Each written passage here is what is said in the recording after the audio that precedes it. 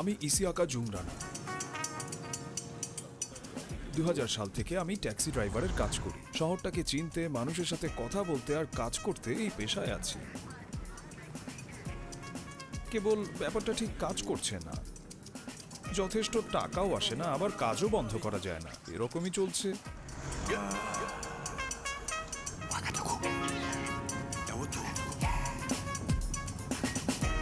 Licence প্রাপ্ত taxi 2000, রাস্তায় taxi চলছে 7000।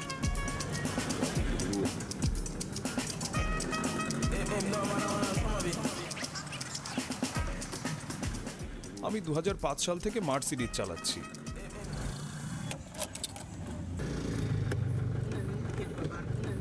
নষ্ট হলে আমি সহজেই ঠিক করে ফেলতে পারি এটাকে।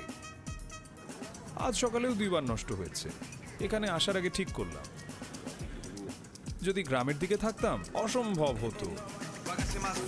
1990 সালে ওয়াগাদুগুর জনসংখ্যা ছিল 5,37,000। 2019 সালে তা দাঁড়িয়েছে 29,66,300-তে।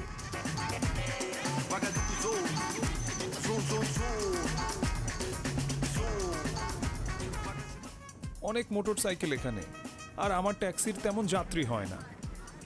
বাস আছে, মোটো ট্যাক্সিও আছে, ওই যে ওরকম। আগে এসব এখানে ছিল না, এখন আমাদের কাজ কমে গেছে। অটো রিকশায়ও ভরে গেছে আমাদের এলাকা। ভালো যাত্রী হলে 10,000 থেকে 20,000 দেয়। 50,000 থেকে 1 লক্ষ ফ্রাঙ্ক পেলে তো হয়েই যায়, কিন্তু পাওয়া যায় 300, 500, 1000 ফ্রাঙ্ক। 5 কিলোমিটার, 7 কিলোমিটার, 9 কিলোমিটার, শুধু তেল খরচ উঠাতে কাজ করি। টাকা কামাই আর সাথে সাথেই তা উঠাও। তেলের জন্য সব খরচ হয়ে যায়। আগে এত লোকজন গাড়ি চালাতো না, আর এখন লাখ লাখ মানুষ রাস্তায়।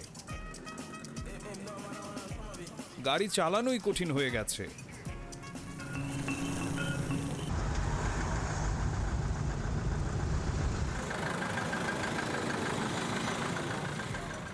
বারবার থামলে মার্সিডিজ সেটা মোটেও পছন্দ করে না।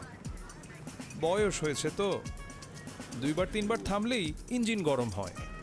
বুঝলেন তো, ইঞ্জিন গরম হয়। মার্সিডিজ এর একদমই গরম পছন্দ না। এমনকি আমি দুপুরবেলায় চালাইও না। দুপুরে ট্রাফিক জ্যাম লাগতে শুরু করে, অনেক অনেক জ্যাম। এজন্য সকালে চালাই, 10টা কি 11টা পর্যন্ত। কিছু টাকা কামালেই আমি বাড়ি চলে যাই, কারণ তখন গরম। ওয়াগাদুগুতে 8 কিলোমিটার ট্যাক্সিতে যেতে গড়ে ভাড়া 2000 ফ্রাঙ্ক বা 3 ইউরো, যা প্রায় 300 টাকা।